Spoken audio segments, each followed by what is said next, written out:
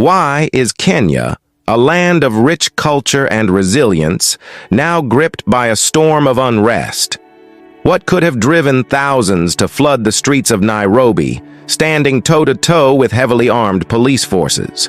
The catalyst is President William Ruto's highly controversial 2024 finance bill. Wait, do you know what this bill entails? It threatened to impose a 16% VAT on bread, a fundamental food item, and additional taxes on car ownership and essential healthcare products like diapers and sanitary pads. But how does this compare to the tax policies in Burkina Faso, where President Ibrahim Traoré faces similar economic challenges, but with a different approach? Unlike Kenya, how can a government defend such harsh measures on an already struggling population? I don't know if President William Ruto means it, because he said so many things and I can't locate him these days, because the things he said during election and the things he's doing now are two different things. On Tuesday, you will be choosing between the team that has a plan about the future of our country and the team that will tell you many stories about the past and what happened in the past. I want to tell you, the people of Nairobi, as I tell every Kenyan, to choose the future, to choose the team, to choose the leader that has a plan for the future of our country.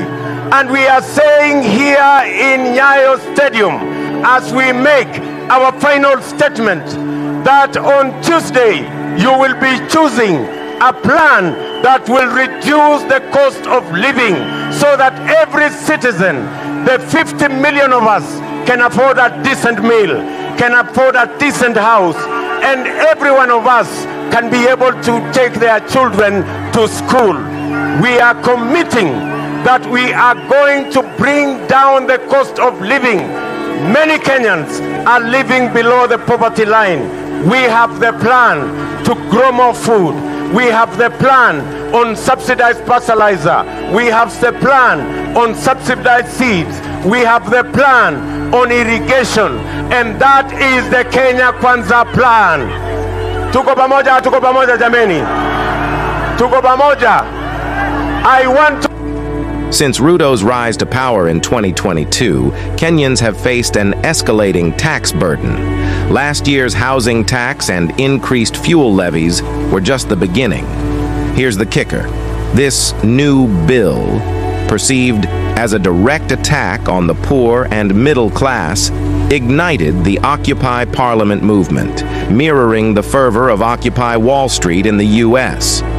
But what makes these taxes so intolerable that they triggered such widespread outrage? Are they truly necessary for economic stability? Or are they just another manifestation of government greed? The public outcry was swift and intense.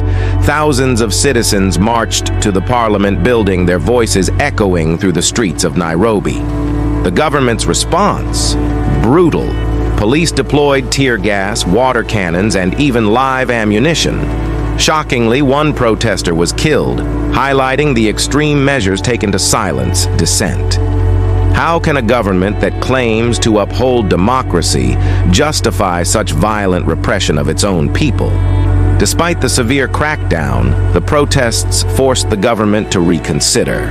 Here's the shocking part. The proposed 16% VAT on bread was rolled back. President Ruto cited public participation as the reason for this change. Yet his rhetoric rings hollow when contrasted with the brutal suppression of protesters. Is this a genuine concession, or merely a strategic retreat to pacify the masses? What other insidious measures might the government have up its sleeve? As the finance bill returns to Parliament, the stakes are higher than ever. Will lawmakers heed the people's demands, or will they push forward with these oppressive taxes? The uncertainty fuels a sense of urgency among Kenyans, who are ready to take to the streets again if necessary. Can the government find a way to balance the budget without further impoverishing its citizens? Are there alternative solutions that could address Kenya's economic challenges more equitably?